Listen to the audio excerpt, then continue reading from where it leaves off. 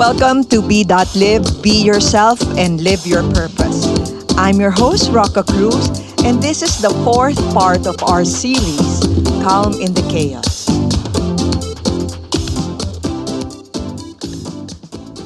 In the last few episodes, we've been building up this step by step. You started by writing your thoughts so you can see them. Then we talked about how your brain forms patterns and how you can start rewiring them. And the last episode, we talked about your body, how stress is not just mental, it's physical. Today, we will talk about something that quietly affects how you think, and it's the stories in our head. Most of the time, it's not the situation that stresses you, it's the story you tell yourself about it. The same situation, different people, different reactions. Why? Because of the story. When you see a problem, your mind fills in the blanks. You say, what if this gets worse? Or what if I fail? Or what if I'm not ready? Or whatever you're thinking, filling in those blanks.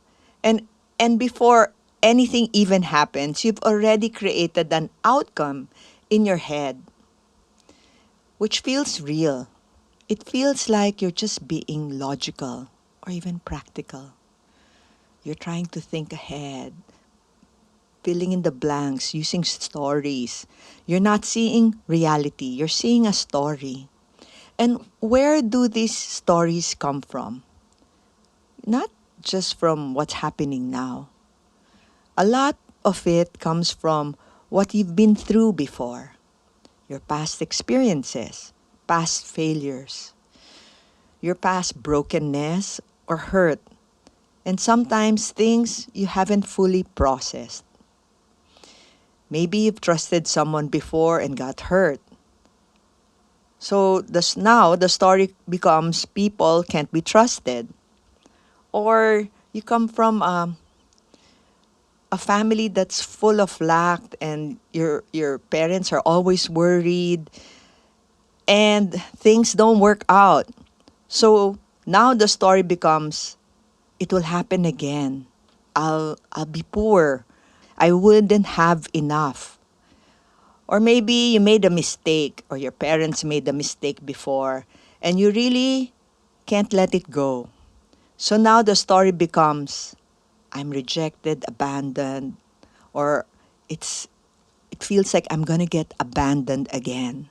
So now you're not just reacting to the present, you're reacting to the past, layered on top of the present. And this is where it connects with what we've been talking about. When our system is already stressed because of these current issues, and when your body is tense and your mind is tired, those stories become more negative. It comes back. It's not, you don't feel like it's a flashback. You feel that what happened before is happening again. So now it's not just one problem, it's everything you've been carrying showing up at once. So it's what you're still carrying from before and it becomes heavier. Now, here's where we shift. We don't try to stop the stories, that won't work. We learn to see them. So, the next time you feel stressed, pause. Ask yourself, what story am I telling myself right now? Then go deeper. Is this coming from what's happening now or something I haven't let go of yet? That question alone creates awareness. And awareness, again, creates a space. The moment you see the story, you're no longer inside it. You're looking at it. You know, it's so hard to detect a story in your head, but sometimes you really have to think. Now, you have a choice. You can keep the same story or you can start to loosen it.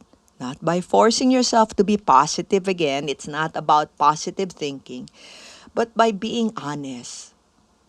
Is this true? Am I gonna get poor again? Is is this stress helping me?